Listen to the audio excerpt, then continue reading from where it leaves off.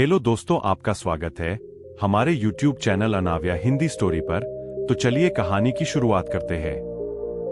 गौतम बुद्ध का जन्म 563 ईसा पूर्व कपिलवस्तु के पास लुम्बिनी में हुआ था, जो आज नेपाल का सबसे प्रसिद्ध तीर्थ स्थल है। उनके पिता का नाम राजा शुद्धोधन था, जो सांप के राजा थे, और उनकी माता का नाम रानी माया देवी था। उनके परिवार वालों ने उनका नाम सिद्धार्थ रखा। दुर्भाग्यवश माया देवी का निधन सिद्धार्थ के जन्म के 7 दिनों बाद ही हो गया था। कि माया देवी की मृत्यु के बाद सिद्धार्थ का पालन पोषण माया देवी की बहन और राजा शुद्धोधन की दूसरी पत्नी महाप्रजापति गौतमी ने किया, कहते हैं। कुछ विद्वानों ने यह पूर्व सूचना दी थी कि सिद्धार्थ बड़े होकर एक महान राजा या फिर एक महान सिद्ध पुरुष बनेंगे। विद्वानों की बात सुनकर राजा शुद्धोधन चिंतित हो गए हैं। ये दुनिया के दुखों से बचाने और संत बनने से रोकने के लिए उन्होंने सिद्धार्थ को महल की चौखट कभी पार ही नहीं करने दी, और इस बात का ख्याल रखा कि वह कभी बाहरी दुनिया और उनकी पीड़ाओं के समक्ष न जा सके। उन्होंने सिद्धार्थ को वह हर एक शिक्षा दी जो उन्हें राजा बनने के योग्य बना सके। परंतु वह भी महल के 4 दीवारों के अंदर। जब सिद्धार्थ एक योग्य उम्र के हुए तब राजा ने उनका विवाह राजकुमारी यशोधरा से कर दिया। कुछ समय पश्चात यशोधरा ने एक पुत्र को जन्म दिया, जिसका नाम उन्होंने राहुल रखा। राजा शुद्धोधन ने सिद्धार्थ को हर एक सुख सुविधा उपलब्ध करके दी थी, जिससे उन्हें कोई कमी महसूस न हो सके। परंतु चाहे जितनी भी सुख सुविधाएं उपलब्ध हो, कोई कितनी देर तक महल के 4 दीवारों में बंद रह सकता है।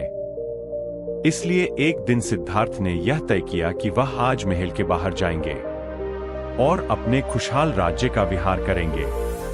और तय किए गए अनुसार वह विहार करने के लिए निकल गए। 29 सालों में उन्होंने पहली बार महल के बाहर कदम रखा था। यही वह दिन था जिसकी चिंता में राजा हमेशा रहते थे कि विहार करते हुए उन्हें रास्ते में एक बूढ़े इंसान दिखाई दिया।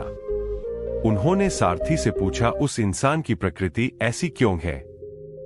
सारथी ने कहा, सभी लोग अपने जीवन में बूढ़े होते हैं। तब सिद्धांत को पहली बार यह पता चला कि इंसान बूढ़ा भी होता है। कुछ देर बाद उन्हें एक बीमार व्यक्ति दिखाई दिया।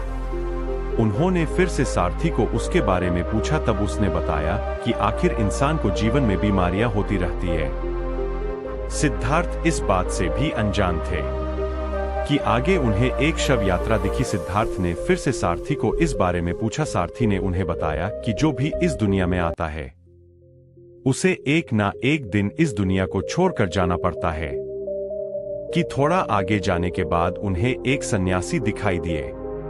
उन्होंने फिर से सारथी को सन्यासी के बारे में पूछा। तब सारथी ने उनसे कहा कि यह एक सन्यासी है। जब कोई इंसान अपने जीवन की सुख सुविधाओं को त्याग देता है, तब वह सन्यासी बन जाता है। और फिर वही बात हुई जिसका राजा को डरता था। ही सिद्धार्थ जीवन के दुखों से परिचित हो चुके थे। विहार के दौरान देखी हुई बातों ने उन्हें सोचने पर मजबूर कर दिया। वह यह सोचने लगे कि जब इंसान को इस दुनिया में आकर दुख भी सहना है, तो इस वैभव का क्या अर्थ है? उन्होंने अपने इस वैभवशाली जीवन को छोड़ जीवन के शाश्वत सत्य का मार्ग ढूंढने का निर्णय लिया, और वह अपना सभी सुख सुविधाओं से भरा जीवन छोड़ जंगल में एक तपस्वी का जीवन जीने के लिए निकल गए। कि उन्होंने कई तपस्वियों का मार्गदर्शन लिया। तपस्वियों ने जो कहा सिद्धार्थ ने वह सब किया, परंतु कुछ और जानना चाहते थे, वही नहीं मिल पा रहा था।